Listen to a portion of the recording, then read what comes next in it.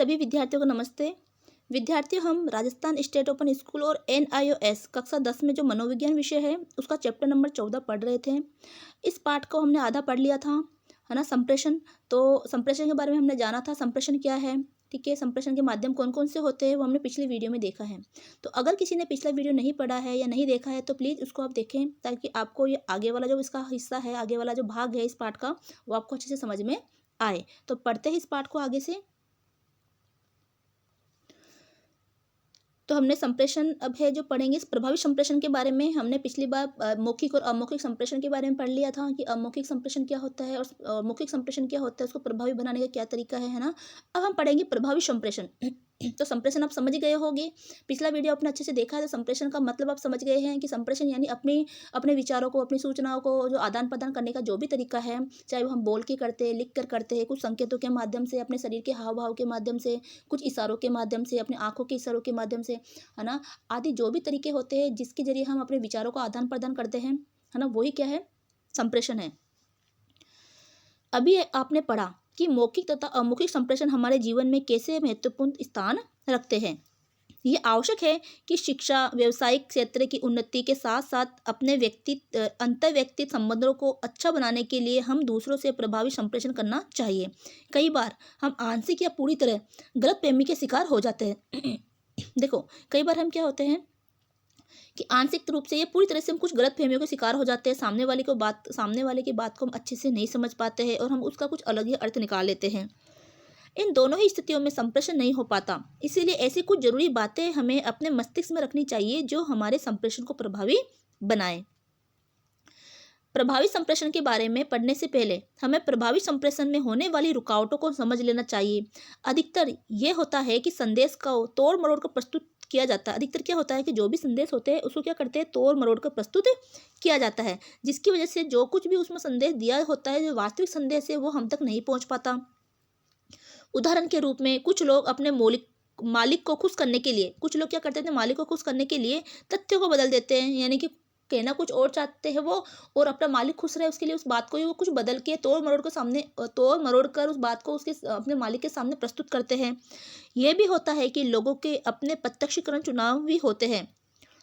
उनका देखना, सुनना उसकी आवश्यकताओं, अभिप्रेरणा, अनुभव और व्यक्तित्व विशेषता पर निर्भर करता है।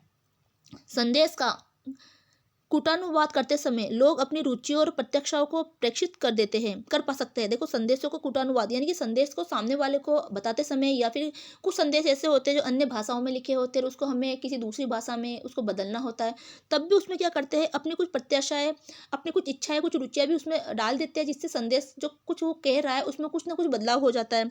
लोगों में संदेश ग्रहण करने की सीमित क्षमता होती है। ऐसे में जब संदेश अधिक होते हैं तो सूचना का भार हो जाता है। जब लोग सूचना का या तो चुनाव करते हैं या अनदेखा करते, तब लोग क्या करते हैं, तो उसमें से जो भी कुछ बात उनको, बहुत सी बात उनको बताई गई, बहुत सी सूचनाएं उनको बताई गई, उसको वे एक साथ ग्रहण नहीं कर पाते। उसमें क्या करेंगे, या तो उस सूचनाओं में से कुछ चुनाव कर लेंगे, कुछ कुछ चीज़ें याद रखेंगे, बाकी को सबको अनदेखा कर देंगे, है ना, या उसे भूल जाते हैं। साथ ही साथ जब हम भावुक होते हैं, जैसे उदास, क्रुद्ध यानी कि गुस्से में, या बहुत उत्तेजित, तब हम कुछ सूचनाओं को छोड़ देते हैं। अंततः यह कहा जा सकता है कि शब्द प्रत्येक व्यक्ति के लिए अलग अलग अर्थ रखता है। भाषा का प्रयोग उम्र, लिंग तथा सांस्कृतिक पृष्ठभूमि से प्रभावित होता है। जो भी भाषा का हम प्रयोग कर रहे हैं वो लिंग के अनुसार, हम औरत के साथ कैसी बात करते हैं, स्त्री के साथ किस तरह से बात कर रहे होते हैं, हम पुरुष के साथ किस तरह से बात कर रहे होते हैं, तो हमारे बातों के अंदर लिंग का परिवर्तन हो जाता है, ठीक है। उम्र के हिसाब से हम छोटे बच्चों से कैसे बात कर रहे होते हैं, हमारे बराबर वाले दोस्तों से हम कैसे बात करते हैं, या फिर हमसे जो उम्र में बड़े हैं उनसे हम किस तरह से बात करते हैं, किस तरह से हम उनके साथ आदरणीय, सम्माननीय शब्दों का प्रयोग करते हैं, है ना, कुछ हमारे भाव व्यक्त करते हैं ताकि उनको लगे कि हम उनका आदर कर रहे हैं, हम उनका सम्मान कर रहे हैं। कुछ सांस्कृतिक पृष्ठभूमि होती है, ये भी क्या होती है कि हमारे संकेतों को प्रभावित करती है, ये हमारे संप्रेषण को प्रभावित करती है। अब देखो, प्रभावी संप्रेषण की विशेषता है कि प्रभावी संप्रेषण किस किस तरह से होता है। तो प्रभावी संप्रेषण की मुख्य विशेषता इस प्रकार है। संदर्भ का समान ढांचा, संदेश भेजने वाला व ग्रहण करने वाला समान स्तर की समझ पर बातचीत करें।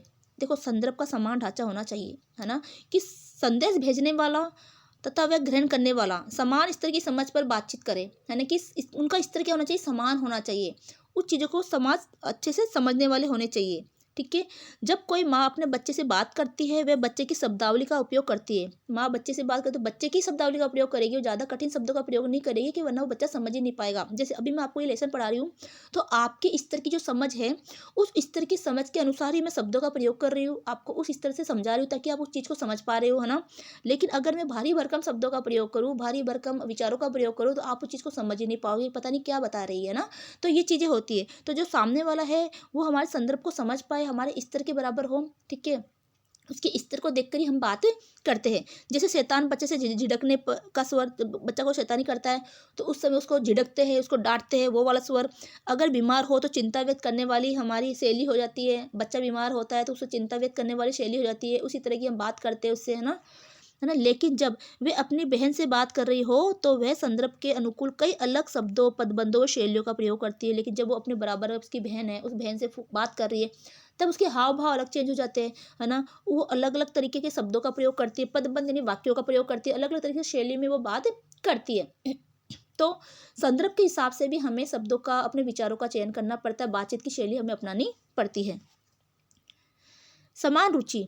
अब देखो, जो भी बातचीत, जो भी संप्रेषण हम कर रहे होते हैं, वो रुचि समान होनी चाहिए। उनमें क्या होनी चाहिए? रुचि समान होनी चाहिए। देखो, अभी आपको मनोविज्ञान में रुचि है, आपका सब्जेक्ट मनोविज्ञान है, तो आप इस पार्ट को पढ़ने में रुचि ले रहे हो, है ना। ये आपके काम की है ना। लेकिन अगर ये सब्जेक्ट आपका है ही नहीं तो आप इसको पढ़ने में रुचि नहीं लोगे, ये वीडियो आपका किसी काम का नहीं रहेगा, ठीक है। इसी प्रकार अगर एक किसान है, किसान के सामने अगर कोई व्यक्ति, है ना, शेयर बाजार की बात करता है, बैंक की बात करता है, बैंकिंग की बात करता है, तो उससे उससे क्या लेना देना, उसको तो क्या लेना देना है उसको। तो अगर कोई उसके सामने अच्छी बीजों की बात करे, बरसात कैसी है इस साल, उसकी बात करे, क्या फसल हुई, फसलों के क्या भाव चल रहे, इससे संबंधित वो बात करता है, तो वो तो उसके काम की है।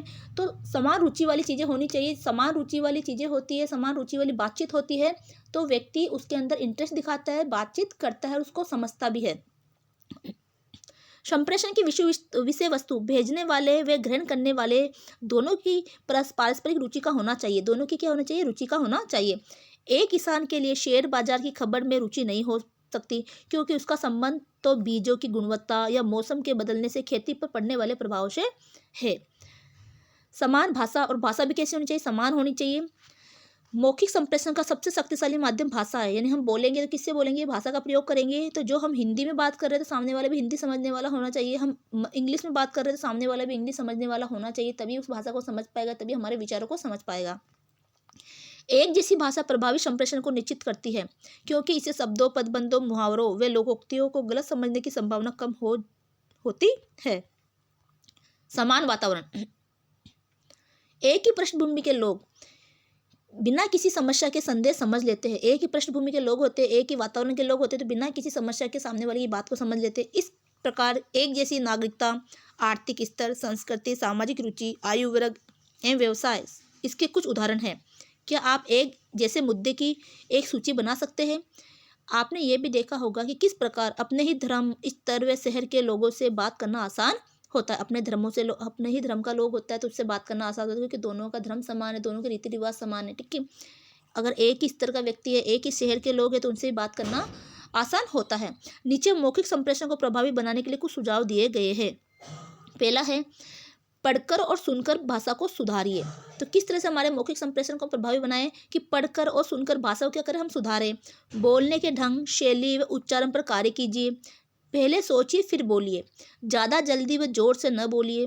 दूसरी संस्कृति के अति संवेदनशील शब्दों, चिन्हों व संदर्भों को सीखिए। अपनी शारीरिक चेष्टाओं, बॉडी लैंग्वेज को बेहतर बनाने के लिए याद रखना चाहिए कि देखो, हमारी शारीरिक चेष्टाएं होती है, हमारी जो बॉडी लैंग्वेज होती है, जिस तरह से हम हमारे शरीर के जरिए हाव भाव को प्रकट करते हैं, अपने शरीर के संकेतों के माध्यम से कोई बात सामने वाले को प्रेषित करना चाहते हैं, बताना चाहते हैं, तो कुछ चीज़ों का हमें ध्यान रखना है, कुछ बातों का हमें ध्यान रखना है। क्या? पहला है, विशेष संस्कृति, लिंग व प्राधिकार के संदर्भ में निश्चित दूरी बनाकर रखें। तभी स्पर्श करें जब आवश्यक हो। तो विशेष संस्कृति के लोग हो, किस तरह की संस्कृति का व्यक्ति है ना, उस हिसाब से हमें अपनी शारीरिक चेष्टा वो करनी है। लिंग, वो स्त्री है या पुरुष है ना, किस तरह के अधिकार को रखने वाला है, किस तरह की वो संस्कृति को रखने वाला है, किस तरह की सोच समझ को रखने वाला है। तो इसी तरह से हम निश्चित दूरियां बनाकर उससे बात करें, है ना। स्पर्श तभी करें, छुए तभी सामने वाले को जब आवश्यक हो। साक्षात्कार के समय आंखों से संपर्क बनाए रखें। हम कहीं इंटरव्यू देने जा रहे हैं, साक्षात्कार करने जा रहे हैं ना, इंटरव्यू देने जा रहे हैं, तो उस समय हमारी आंखों का संपर्क बनाए रखें। यदि संचार संस्कृति को लेकर हो रहा हो तो सावधानी बरतें। देखो, यदि जो संप्रेषण है किसी संस्कृति को लेकर हो रहा है तो कुछ सावधानी बरतना है। हमें कुछ ऐसी बातें नहीं बोलनी है, ऐसे सब हमारे विचार नहीं रखने जो संस्कृति को प्रभावित करे या उसको जो उसकी अवहेलना करे। आत्मविश्वास तथा प्रस्तुति योग्य दिखे। आत्मविश्वासी रहे। उस समय क्या रहे, जब आप बात कर रहे होते तो अपना आत्मविश्वास होना चाहिए और उस बात को प्रस्तुत करने के योग्य भी आप होने चाहिए। मौखिक और अमौखिक संप्रेषण दोनों शक्तिशाली माध्यम है। अगर सही ढंग से एक सावधानी से प्रभावी संप्रेषण का प्रयोग किया जाए तो उससे बहुत जल्दी संदेश दिया जा सकता है। विज्ञापनदाता प्रभावी संप्रेषण का प्रयोग अपनी वस्तुओं को बेचने के लिए करते हैं। देखो, विज्ञापनदाता कौन, जो एडवर्टाइज आती है हमारे, चाहे टीवी में आए चाहे अखबार में आए तो ऐसे प्रभावी संप्रेषण का प्रयोग करती है, ऐसे प्रभावी भाषा का या संकेतों का प्रयोग करती है जिससे हम उस वस्तु को खरीदने के लिए क्या हो जाते हैं, बेचैन हो जाते हैं, तैयार हो जाते हैं, है ना। तो विज्ञापनदाता प्रभावी संप्रेषण का प्रयोग अपनी वस्तुओं को बेचने के लिए करते हैं। क्या आपको ध्यान में है किस प्रकार विज्ञापनदाता जानी पहचानी हस्तियों, है ना, दृष्टि चित्रों, शब्दों व लिखित शब्दों और संगीत का प्रयोग करते हैं ताकि अपना सामान खरीदने के लिए, जैसे गाड़ी, साबुन, मोटरसाइकिल या कपड़े खरीदने के लिए हमें प्रभावित कर सके। तो कुछ जानी पहचानी हस्तियाँ होती है, जैसे मान लो ना ये अपने ना लक्स साबुन है, तो लक्स साबुन का एडवर्टाइज कौन देता है, दीपिका पादुकोण दे दिया, है ना। यामी गौतम है जो फेयर एंड लवली का वो ना एडवर्टाइज देती है, क्योंकि हम उन जानी मानी हस्तियों को हम पहचानते हैं तो हम उस वस्तु को खरीदने के लिए तत्पर हो जाते हैं। ठीक है, तो ये विज्ञापनदाता जानी मानी हस्तियों का प्रयोग करते हैं, कुछ दृष्टि चित्रों का, कुछ शब्दों का, कुछ लिखित शब्दों का, कुछ संगीत का वो प्रयोग करते हैं ताकि अपनी वस्तु को इतना आकर्षक बना देते हैं, इतने आकर्षक तरीके से उसको प्रस्तुत करते हैं कि उस वस्तु को खरीदने के लिए लोग तैयार हो जाते हैं। क्या आप ऐसे ही कुछ जाने माने विज्ञापनों के गीत याद कर सकते हैं, जैसे ठंडा मतलब कोको कोला, दाल अच्छे हैं ढूंढते रह जाओगे। क्या ऐसे ही कुछ और पदबंध आप याद कर सकते हैं? संप्रेषण का अर्थ ही है पूरे देश में एक दूसरे में सूचना बांटना, जबकि अमौखिक संप्रेषण से जुड़ा अर्थ यह संस्कृति से अलग होता है। ऐसा कहा गया है कि बोलने वाली भाषा हमारे संप्रेषण का 7 से 35% हिस्सा होती है। तो बोलने वाली भाषा का हिस्सा कितना होता है, 7 से 35%। हमारे संप्रेषण का अधिकतर हिस्सा अमौखिक ही होता है। हम जो भी बातचीत करते हैं ना, हमारे विचारों को पहुंचाते हैं, उसमें अधिकतर हिस्सा तो हमारा अमौखिक होता है, यानी हम इसमें भाषा का प्रयोग नहीं करते। हमारे संकेतों के माध्यम से, शारीरिक हाव भाव के माध्यम से, है ना, अपनी सूचनाओं को सामने वाले को पहुंचा देते हैं। इसलिए जब मौखिक भाषा स्पष्ट रूप से अर्थ नहीं समझा पाती तो अधिक जानकारी के लिए अमौखिक संकेतों को खोजते हैं। अब ये कुछ प्रश्न दे रखे हैं। अगला है भारतीय संदर्भ में अमौखिक संप्रेषण। देखो, भारतीय संदर्भ में अमौखिक संप्रेषण का क्या महत्व है। किसी भी संस्कृति में अमौखिक संप्रेषण को समझना बहुत जरूरी है, विशेषकर तब जब उसका प्रयोग रोजाना के जीवन में होता हो। कुछ अमौखिक संप्रेषण दूसरों से हमारे रिश्तों की जानकारी देते हैं। कुछ अमौखिक संप्रेषण ऐसे होते हैं जो दूसरों से हमारा रिश्ता कैसा है उसकी हमें जानकारी देते हैं, जैसे पसंद आना, उम्र, लिंग, प्रतिष्ठा आदि को समझना, और ये हमारी भावनाओं को व्यक्त करने में भी सहायक होते हैं। भारतीय संदर्भ में कुछ अमौखिक संकेत स्पष्ट है। आइए शारीरिक चेष्टाओं जैसे बॉडी लैंग्वेज और गतिबोध या काइनेसिक्स के समझ लें। देखो, शारीरिक चेष्टा क्या होती है और गतिबोध क्या होता है, इसको हम समझेंगे।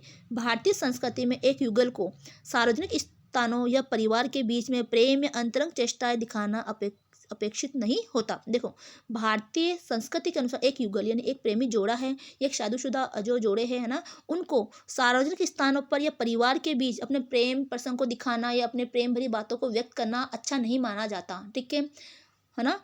एक दूसरे का हाथ पकड़ना या किसी अन्य पुरुष महिला की ओर देखना भी गलत माना जाता है। ये कहाँ पर किसके लिए बताया गया, भारतीय संस्कृति के अंतर्गत, है ना। तो एक दूसरे को हाथ पकड़ना है, तो हमने देखा होगा हमारे घर के अंदर जो भी जो युगल जोड़े होते हैं, यानी कि जो पति पत्नी होते हैं, वो कभी भी अपने किसी के सामने हाथ पकड़ के नहीं बैठते हैं या ना इस तरह से बातचीत नहीं करते कि हमें उसके प्रेम प्रसंग के बारे में पता चले। ठीक है, तो एक दूसरे का हाथ पकड़ना या किसी अन्य पुरुष महिला की ओर देखना भी हमारे यहाँ गलत माना जाता है। किसी दूसरी संस्कृति की तरह भारत की संस्कृति में भी भिन्न प्रकार के अंग संकेत और हाथों की गतियाँ होती है। देखो, हर संस्कृति में अलग अलग संकेत होते हैं, है ना। हम जिस तरह के जो संकेत करते हो सकता उस संकेतों का अन्य किसी संस्कृति में, अन्य किसी भाषा बोलने वाले में उसका कोई अलग मतलब निकलता हो। तो अलग अलग संस्कृति के अंदर अंग संकेत और हाथों की गतियाँ भी क्या होती है, उसके संकेत भी अलग अलग होते हैं। भारत में जब आप अपनी कलाई पर अपना हाथ रखते हैं, अपनी कलाई पे क्या रखते हैं, अपना हाथ रखते हैं, तो ये पारंपरिक हिंदू स्त्री के कंगन या चूड़ी के प्रयोग की ओर संकेत करता है। तो क्या बताएगा कि ये जो है परंपरागत जो स्त्रियाँ होती है हिंदुओं में, वो चूड़ियाँ पहनती है। तो अगर आपने कलाई के ऊपर हाथ रख के संकेत किया, तो इसका मतलब वो क्या बता रहा होता है कि वो चूड़ी की तरफ इशारा कर रहा होता है। अगर यही अगर यही पुरुष करे, तो इसका अर्थ उसके पुरुषार्थ पर प्रश्न चिन्ह या लड़ाई के लिए उकसाना है। अगर यही संकेत क्या करे, पुरुष करे, तो क्या होगा, तुमने हाथ में चूड़ियाँ पहन ली है। पुरुष के लिए बोला जाता है कि तुमने हाथ में क्या कर ली, चूड़ियाँ पहन ली। तो हाथों की तरफ संकेत करके, कलाई की तरफ संकेत करके बताया जाए, तो इसका मतलब वो पुरुष को क्या कर रहा है, ललकार रहा है, लड़ाई के लिए ललकार रहा है, या उसको उकसा रहा है, या उसके पुरुषत्व पर क्या कर रहा है, प्रश्न चिन्ह लगा रहा है। पुरुषों का पुरुषों से व महिलाओं का महिलाओं से हाथ मिलाना बहुत आम बात है, लेकिन पुरुषों और महिलाओं के मध्य हाथ मिलाना सामान्य परिहार्य है। देखो, पुरुषों का पुरुषों से, महिलाओं को महिलाओं से हाथ मिलाना एक सामान्य बात है हमारे भारतीय संस्कृति में, लेकिन पुरुषों का और महिलाओं के मध्य हाथ मिलाना क्या है, ये सही नहीं माना जाता है, ये परिहार्य माना जाता है। लेकिन दिल्ली, मुंबई जैसे शहरों में व्यावसायिक क्षेत्र में पुरुषों और महिलाओं के बीच हाथ मिलाना आम माना जाता है। लेकिन दिल्ली जैसे, मुंबई जैसे जो बड़े शहर है, जहाँ पर व्यावसायिक क्षेत्र है, जहाँ पर बड़ी बड़ी फैक्ट्रियाँ, बड़ी बड़ी व्यवसाय चलते हैं, बिजनेस चलते हैं, वहाँ पर जो महिलाएं पुरुष काम करते हैं, तो आपस में हाथ भी मिलाते थे, तो आम बात मानी जाती है। अतः अमौखिक संप्रेषण का निर्धारण प्रसंगवश होता है। तो अमौखिक जो भी संप्रेषण है, जो भी अमौखिक संकेत होता है, उसका जो संप्रेषण है वो निर्धारित प्रसंगवश, यानी किस जगह, किस स्थिति के अंतर्गत उन अमौखिक संकेतों का प्रयोग किया जा रहा है। मान लो ऐसे कोई साधारण हाथ मिलाएगा तो उसको बुरा माना जाएगा, लेकिन एक व्यावसायिक स्तर पर, है ना, वो हाथ मिलाते हैं। मान लो कहीं पर मीटिंग हो रही है ना, या फिर कोई समारोह हो रहा है, सम्मेलन हो रहा है जो बिजनेस से संबंधित है, और वहाँ पर अलग अलग बिजनेसमैन आते हैं, तो उनसे हाथ मिलाते हैं, बातचीत करते हैं, या महिला पुरुष जो भी है, तो उसको बुरा उसको बुरा नहीं माना जाता, है ना। अगला है अमौखिक संप्रेषण में सामाजिक घटक। तो मेरा गला थोड़ा खराब हो रहा है। अमौखिक संप्रेषण में सामाजिक घटक। भारतीयों के पास अत्यंत शक्तिशाली दूरगामी सूची होती है। देखो, अमौखिक संप्रेषण में सामाजिक घटक क्या हो गया, देखो, भारतीयों के पास अत्यंत शक्तिशाली दूरगामी सूची होती है, जो कुछ सांस्कृतिक घटकों को चिन्हित करती है, जैसे पदानुक्रम, अधिकार और उम्र। जैसे वरिष्ठ व्यक्ति, उम्र के अनुसार वरिष्ठ व्यक्ति जो संप्रेषण में निश्चित भूमिका निभाते हैं। दो व्यक्तियों में दूरी बनाए रखने का निर्धारण अंतर व्यक्तिक संबंध। देखो, दो व्यक्तियों में दूरी बनाने का निर्धारण कौन करेगा, अंतर व्यक्तिक संबंध, उनमें आपस में, है ना, संबंध कैसा है। अधिकारी की स्थिति, उम्र और लिंग करते हैं। एक प्रतिष्ठित व्यक्ति किसी को भी सीधा देख सकता है, लेकिन एक कम सामाजिक स्थिति का व्यक्ति वरिष्ठ व्यक्ति के सामने हमेशा आंखें झुकाकर या निश्चित दूरी बनाकर ही खड़ा होता है। एक प्रतिष्ठित व्यक्ति, यानी बहुत प्रतिष्ठित व्यक्ति है, जिसको समाज में बहुत ज़्यादा प्रतिष्ठा है, वो किसी को भी सीधे रूप से देख सकता है। लेकिन एक कुछ कम सामाजिक स्थिति वाला व्यक्ति है, कम प्रतिष्ठित व्यक्ति है ना, वो बड़े व्यक्ति के सामने, प्रतिष्ठित व्यक्ति के सामने हमेशा आंख झुकाकर खड़ा रहेगा या निश्चित दूरी बनाकर खड़ा रहेगा। उदाहरण के लिए, मालिक नौकर है, पिता पुत्र है, पुत्र वधू और पति के परिवार का कोई बड़ा व्यक्ति है। तो देखो, आपने देखा होगा, जो मालिक है, नौकर है, मालिक के सामने सिर झुकाकर खड़ा रहता है ना। पिता पुत्र है, पिता के सामने पुत्र भी अपना सिर झुकाकर आंखें नीची करके ही बात करता है ना। तो इस तरह से कुछ तरीके होते हैं। महिलाएं अधिकतर अपने पति के परिवार के किसी पुरुष से आंखों से संपर्क नहीं करती। जो महिलाएं होते हैं, उसका ससुराल होता है, ससुराल में वो अपने किसी भी पुरुष के साथ में आंखें मिला के बात नहीं करती है ना, या अधिकतर तो घूंघट भी निकालती है। ठीक है, जो महिलाएं रूढ़िवादी और पारंपरिक पृष्ठभूमि से होती है, वह घूंघट में अपना सिर भी ढककर रखती है। भारतीय अपनी व्यक्तिगत दूरी 1 से 1.5 मीटर तक की मानक दूरी को बहुत महत्व देते हैं। भारत में क्या होता है, व्यक्तिगत दूरी के बीच में क्या 1 से 1.5 मीटर की दूरी वो आपस में रखते हैं। यद्यपि परिवार वालों तथा करीबी दोस्तों के बीच ये दूरी थोड़ी कम होती है। परिवार वालों तथा करीबी दोस्तों के बीच सार्वजनिक समय हाथ पकड़ना, गले लगना बहुत आम है। जब परिवार वाले होते हैं, आपस में करीबी दोस्त होते हैं, वो सार्वजनिक जगह पर भी क्या कर लेते हैं, आपस में प्रेम भावना प्रकट कर लेते हैं, हाथ पकड़ लेते हैं या गले लग जाते हैं। जैसे अब माता पिता है, जैसे कि है ना, पुत्र पुत्री है ना, या पुत्र पुत्री अपने पिता या माँ से अपने गले लग जाते हैं ना, तो कहीं पर भी इस तरह में सार्वजनिक स्तर भी होगा तो भी वहाँ पर वो बुरा नहीं माना जाएगा। ठीक है, तो ये परिवार के जो आपस के संबंध होते हैं, वहाँ पर जो दूरियां कुछ कम हो जाती है। जब भी कुछ लोग किसी परिवार या दोस्त के घर जाते हैं, तो हर व्यक्ति उस सबसे नमस्कार करके आता है। भारतीय युवा अधिकतर अपने से बड़े उम्र के लोगों के झुककर पैर छूकर उनका अभिवादन करते हैं और विदा लेते हैं। अब है संप्रेषण माध्यमों की भूमिका और प्रभाव। दर्शकों तक सूचना, विचार, मत पहुंचाने का तकनीकी साधन संप्रेषण माध्यम है। हम दर्शक यानी देखने वाले, तो देखने वाले तक सूचना पहुंचाना, है ना, और विचारों को पहुँचाना या अपने मत को पहुँचाने का एक कुछ तकनीकी साधन भी संप्रेषण के माध्यम होते हैं।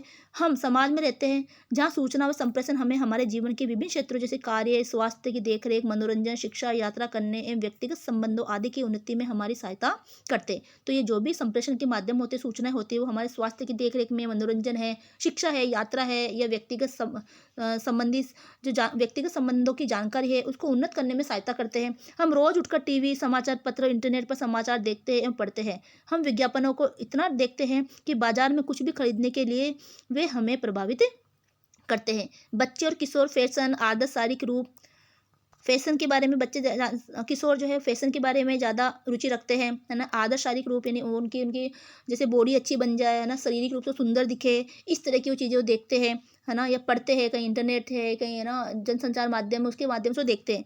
सौंदर्य की आदर्श प्रतिमा, शहरी जीवन शैली आदि की संप्रेषण माध्यमों की सूचनाओं से अत्यधिक प्रभावित होते हैं। अब देखो संप्रेषण माध्यम में क्या होगा, जैसे टीवी है, न्यूज़ चैनल है ना, टीवी के माध्यम से हो सकता है या फिर अखबार है, पत्र पत्रिकाएं है, उनके माध्यम से जो है उन तकनीकों के माध्यम से वो संप्रेषण करते हैं। अब इनके माध्यम से जो भी सूचना हो, तकनीकी माध्यम जो भी है, तकनीकी में टीवी आ गया आपके, ठीक है, एडवर्टाइज आती है टीवी के अंदर, वो है, मनोरंजन है, फिल्म है, सिनेमा घर है, या फिर आपके पत्र पत्रिकाएं है, अखबार है, उसके जरिए जो भी आपको सूचनाएं प्राप्त होती है वो तकनीकी संप्रेषण के अंतर्गत आता है, जिसके अंदर सभी लोग अपनी अपनी रुचि के हिसाब से उसमें चीज़ों को देखते हैं या पढ़ते हैं। अब देखो ये जो संप्रेषण है सूचनाओं का और का माध्यम, जो संप्रेषण जो तकनीकी माध्यम है उससे कुछ सकारात्मक प्रभाव भी पड़ता है, कुछ नकारात्मक प्रभाव भी पड़ता है। तो पहले देखते हैं सकारात्मक प्रभाव क्या होता है। हमारे जीवन में शिक्षित और समृद्ध करने में संप्रेषण माध्यम एक महत्वपूर्ण भूमिका निभाते हैं। ये हमें शिक्षित सूचनाएं प्रदान करते हैं, हमें शिक्षित सूचनाएं तो प्रदान करते ही एक अकादमिक कार्य निष्पादन को भी सुधारते हैं। हम जो कुछ भी कार्य कर रहे हैं उसको और अच्छे से वो सुधारते भी है। ये सूचनाएं समाचार, धार्मिक, राजनीतिक, सामाजिक, मनोरंजन और पर्यावरण संबंधी एकत्रित कर जनता तक पहुंचाते हैं। तो ये लोग क्या करते हैं, ये क्या करते हैं, जो भी तकनीकी संप्रेषण है वो सूचना और समाचार को एकत्रित करते हैं और जनता तक पहुंचाते हैं, है ना। जो टीवी चैनल है, न्यूज़ चैनल है, पत्र पत्रिकाएं है, अखबार है, वो धार्मिक, राजनीतिक, सामाजिक, मनोरंजन और पर्यावरण संबंधी कई सूचनाएं होती है वो एकत्रित करते हैं, अखबार में छापते हैं या टीवी में बताते हैं, न्यूज़ में बताते हैं और वो लोगों तक पहुँचाते हैं। समाचार माध्यमों का प्रयोग हितकारी उद्देश्यों जैसे शैक्षिक शिक्षा को साक्षरता को बढ़ावा देने या चिकित्सा उन्नति के लाभ, टीकाकरण, पोलियो बच्चों या बच्चे माँ के स्वास्थ्य की देख रेख एवं एड्स के लिए भी किया जाता है। देखो सूचना तकनीकी का जो प्रयोग है ना, यानी कि चिकित्सा उन्नति के लिए, है ना। समाचार माध्यमों का प्रयोग कैसे करते हैं, हितकारी उद्देश्यों के लिए, जैसे साक्षात्कार है ना, साक्षरता है, ठीक है, कि किसी अच्छे सेलिब्रिटी का साक्षात्कार है। इसके अलावा टीकाकरण का जानकारी भी हमें इनके माध्यम से मिलती है। मान लो कभी पल्स पोलियो का टीका लगना शुरू होता है तो उसका एडवर्टाइज अमिताभ बच्चन कहाँ देता है, टेलीविजन में देता है, ठीक है। रविवार का दिन लगेगा, है ना, एक बूंद भी, है ना, एक बूंद जो है वो जिंदगी की एक बूंद, ऐसा करके वो बोलते हैं, ठीक है। इस तरह से अखबार में बड़े बड़े एड आते हैं कि कब पल्स पोलियो की खुराक पिलाई जाएगी, है ना, ये सभी बच्चों को टीका जरूरी है। इस तरह के कुछ एडवर्टाइज है, कुछ विज्ञापन है जो हमें दिए जाते हैं, जो हमारे स्वास्थ्य के संबंधी हमें अवेयर करते हैं, जागरूक करते हैं। ये सामाजिक एवं सांस्कृतिक मूल्यों को संचारित करता है। ये जनता तक सरकारी नीतियों, लेन देन तथा नवीनतम पाठ्यक्रमों की जानकारी पहुंचाने में महत्वपूर्ण भूमिका निभाता है। संप्रेषण माध्यम लोगों को संगठित कर सामाजिक एकता लाने में भी सहायक होता है। जन संप्रेषण माध्यम समाचार पत्रों, रेडियो, टेलीविजन तथा इंटरनेट द्वारा संपर्क बनाता है। तो जन संप्रेषण किसके माध्यम से संपर्क बनाता है, समाचार पत्र है, रेडियो है, टेलीविजन है, इंटरनेट है। इंटरनेट में जैसे हम व्हाट्सएप वगैरह चलाते हैं तो वहाँ पर भी कई बार वीडियो इधर से उधर भेजते हैं, कुछ सूचनाएं भेजते रहते हैं, तो उससे भी हमें पता चल जाता है, ठीक है। इंटरनेट पर सूचनाएं आ जाती है ना। तो ये जनसंपर्क माध्यम है। तो पूछा जाए जनसंपर्क माध्यम कौन कौन से है, तो आपको समाचार पत्र, रेडियो, टेलीविजन और इंटरनेट इनके बारे में बताना है। इनके माध्यम से भी लोगों तक सूचनाओं का आदान प्रदान होता है। ये सूचनाएं हमें शिक्षित भी करती है, ठीक है, हमें जो साथ में हमें जो नए नए जो हमें जागरूक भी करती है, हमें अपने स्वास्थ्य संबंधी जानकारी देती है, हमें कुछ मनोरंजन संबंधी, हमारे अकादमिक कार्यों को अच्छे से सुधारने संबंधी भी हमें जानकारी देती है।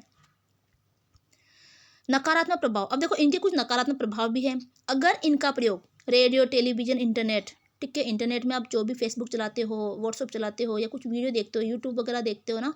अभी देखो आप यूट्यूब से वीडियो पढ़ रहे होगे तो ये तो आपके लिए क्या है, लाभदायक है, लेकिन आप उसके जरिए इंटरनेट के जरिए कुछ अन्य अवांछित चीज़ों को देखते हो, अन्य तरीक़ों का इस्तेमाल करते हो, तो वो तो क्या है, वो आप पर नकारात्मक प्रभाव डालेगा, ठीक है। कुछ सूचना जैसे टीवी है, टीवी में कोई फ़िल्म आ रही है, फ़िल्म में कुछ अच्छी चीज़ें ग्रहण करते हो तो अच्छी बात है, लेकिन वहाँ पर कोई नेगेटिव चीज़ें आप ग्रहण कर लेते हो, है ना? तो वो आप पर नकारात्मक प्रभाव डालता है।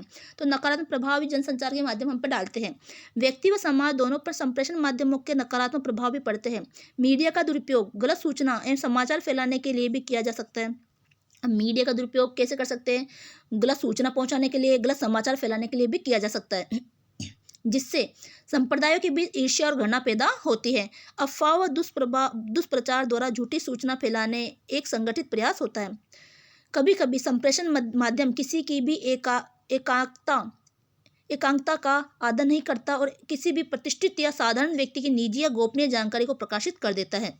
कभी-कभी संप्रेषण ये जो जनसंचार के माध्यम होते हैं ना, वो कभी-कभी किसी व्यक्ति की, किसी प्रतिष्ठित व्यक्ति या साधारण व्यक्ति की जो निजी जो जानकारियाँ होती है, गोपनीय जानकारी, उसको भी प्रेषित कर देता है ना? सबको बता देता है, प्रकाशित कर देता है।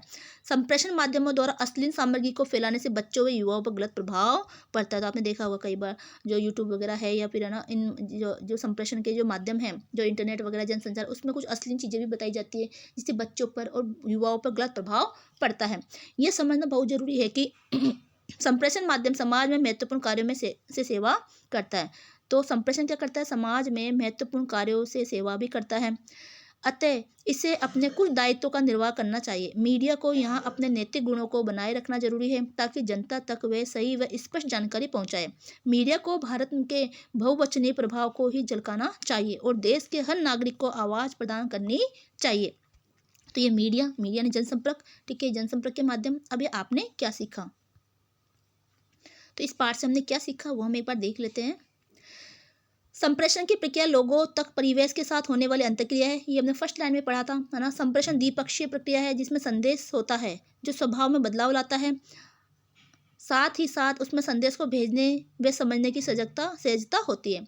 मौखिक संप्रेषण हमें शब्दों, बोलने व लिखने के माध्यम से लोगों के बीच अर्थपूर्ण अंतःक्रिया के साथ साथ जानकारी व दिशा प्रदान करता है। अमौखिक संप्रेषण के अंतर्गत आंखों का संपर्क, चेहरे के हाव भाव, शारीरिक चेष्टाओं का प्रयोग व दूरी बनाए रखना शामिल है। भारतीय संदर्भ में अमौखिक संप्रेषण के अनुपम रूप है। तो भारतीय संदर्भ में हमने अमौखिक संप्रेषण के बारे में पढ़ा कि किस तरह से हम अमौखिक संप्रेषण करते हैं। भारतीय संदर्भ में मीडिया के माध्यम से मनुष्य के स्वभाव संप्रेषण मीडिया के माध्यम से मनुष्य के स्वभाव पर संप्रेषण के सकारात्मक और नकारात्मक प्रभाव पड़ते हैं, जो अभी हमने पढ़ा कि मीडिया के माध्यम से, जैसे कि रेडियो, टेलीविज़न, है ना, समाचार पत्र पत्रिकाएँ हैं, है ना, इनके माध्यम से व्यक्तियों के ऊपर नकारात्मक प्रभाव भी पड़ता है और सकारात्मक प्रभाव भी पड़ता है। अब ये कुछ संबंधित कुछ प्रश्न हैं जो आप करिएगा, वरना अपन एक वीडियो इसका लेके आएंगे जिससे आपके क्वेश्चन आंसर भी करवाएंगे, ठीक है। तो मिलते हैं अगले वीडियो में, ठीक है। उससे पहले ज़रूरी है कि आप वीडियो को लाइक करें, कुछ कमेंट हो तो आप कर सकते हो, कैसा आपको वीडियो लगा तो ये तो आप ज़रूर बताइए, ठीक है। और साथ में ही अन्य जो आपके साथी है उसको भी आप वीडियो को शेयर करें ताकि उनको भी लाभ हो पाए, है ना। और चैनल को सब्सक्राइब करें और लाइक भी करें वीडियो को, और साथ में बेल आइकन को, बटन को जरूर दबाएं ताकि आपको आने वाले वीडियो की नोटिफिकेशन मिलती रहे। तो मिलते हैं अगले वीडियो में, तब तक के लिए जय हिंद, जय भारत।